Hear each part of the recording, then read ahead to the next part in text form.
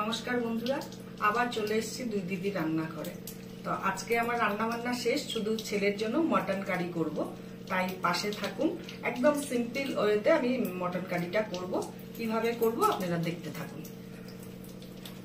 আমি মটনটাকে 2 ঘন্টা আগে ম্যারিনেট করে রেখেছি।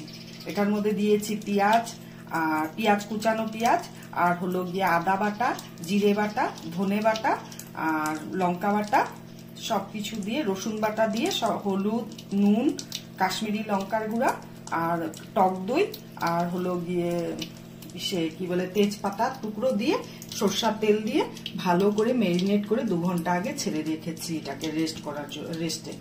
এখন আমি কি প্রসেসে করব আপনারা দেখতে থাকেন। একদম কম মশলা, এতটুকু 1 চামচও না, 1 চামচের কম সব বাটাগুলো দিয়েছি। একজন মানুষ খাবে 250 মাংস, তাই আমি এতটুকুই।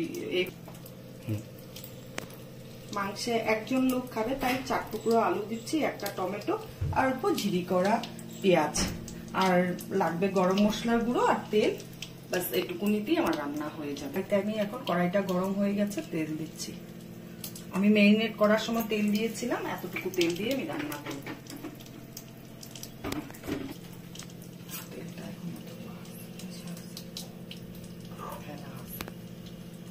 হয়ে গেছে, এখন আমি আলুগুলোকে ভেজে নেব।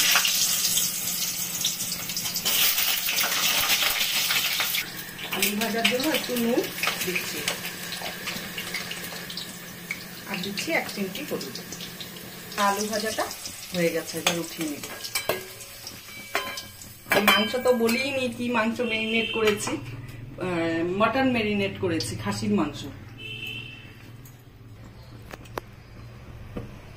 এবার ফোড়নে দিব শুকনো লঙ্কা, জিরা, গোটা গরম মশলা, দারচিনি আর এলাচি।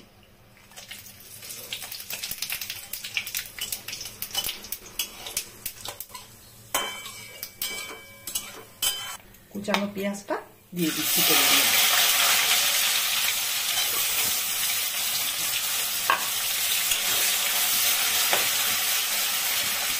আমার ভাজা হয়ে গেছে, এখন আমি মটনটা ছেড়ে দিব।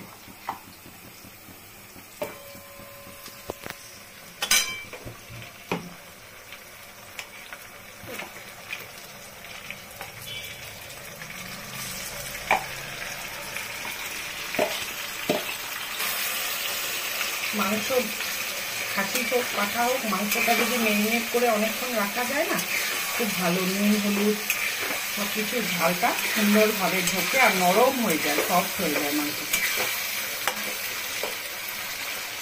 আমাদের বাড়িতে তো কেউ মাংস খায় না, শুধু ছেলে মেয়ে মাংস খায়, তাও মেয়ে মটন খায় না, ছেলে খায়। তাই ছেলে এসছে, তাই ছেলের জন্য বানাচ্ছি। টমেটোটা দিয়ে দিলাম,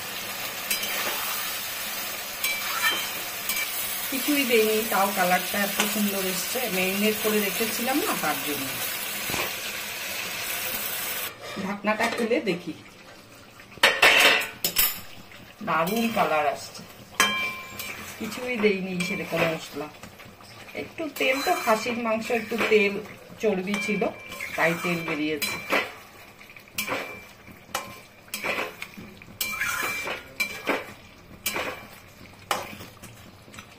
ঢাকনাটা উঠাই, এখন দেখি।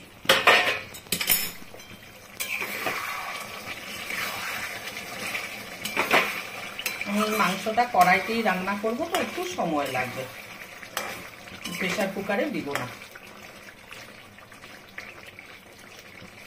তেল আমি কিন্তু এত দেইনি, চর্বি ছিল তাই তেল বেরিয়েছে পুরা। খেতে কেমন হবে জানি না।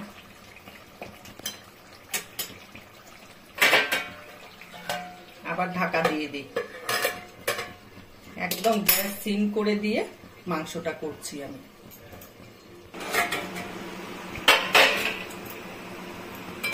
মাংসটা একদম তেল পুরা, এত তেল বেরিয়ে গেছে না বলার মতো না, এক্সেস তেল হয়ে গেল। একটু চর্বি ফেলে দিলেই ভালো হতো। মাংস ধোয়া বাটিটা, যে মাংসটা ম্যারিনেট করে রেখেছিলাম, সেই বাটিটা ধুয়ে একটু জল দিচ্ছি কষানোর জন্য। আরো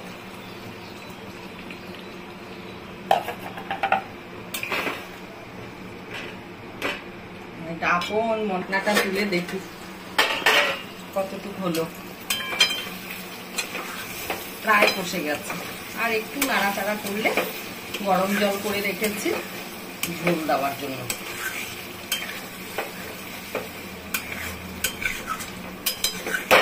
দারুণ গন্ধ বেরিয়েছে, বাট আমি খাই না, না মটন খাই না চিকেন খাই, কিছুই খাই না আমরা হাজবেন্ড ওয়াইফ, শুধু মাছ খাই আর ডিম খাই।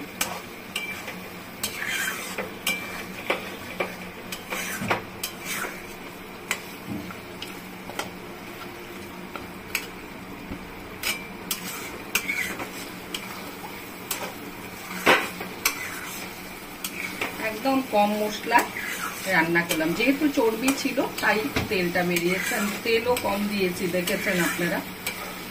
2 স্পুন দিয়েছি মাখার সময়, ম্যারিনেট করার সময়, আর 3 স্পুন থেকে 3.5 স্পুন হবে হলো গিয়ে সোমবারের জন্য দিয়েছিলাম।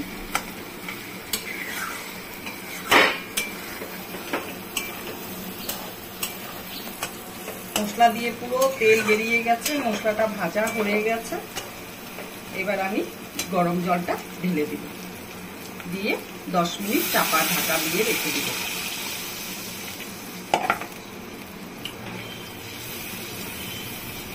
দিয়ে দিচ্ছি।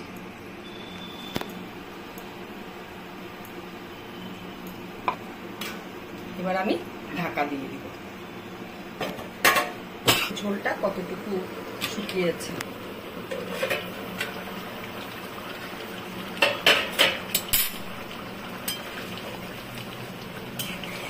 ঝোল দেওয়ার পরে তেলটা মনে হচ্ছে একটু কম লাগছে।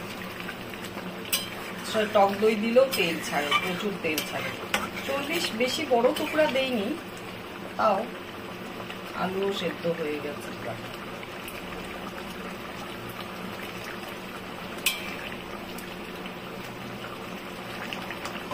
মাংসও সেদ্ধ হয়ে গেছে। মাংসটা রান্না করতে প্রায় 1 ঘন্টা 10 মিনিট মতো সময় লাগলো। কড়াইতে করলে একটু সময় লাগে, আর কুকারে দিলে তো কষিয়ে কুকারে দেওয়া যায়। গরম মশলা গুঁড়া দিচ্ছি।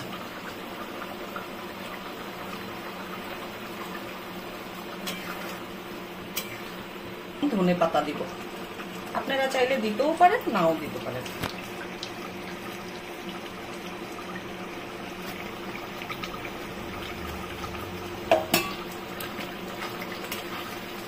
মাংস রান্না কমপ্লিট। এই মাংসটা আপনারা রুটি, ভাত, লুচি, পরোটা যার সাথেই খান না কেন ভালো লাগবে। আমার ছেলে এত কষানো খায় না, একটু ঝোল ঝোল চাই ওর, তাই একটু ঝোল রেখেছি। হয়ে গেছে তো আপনাদের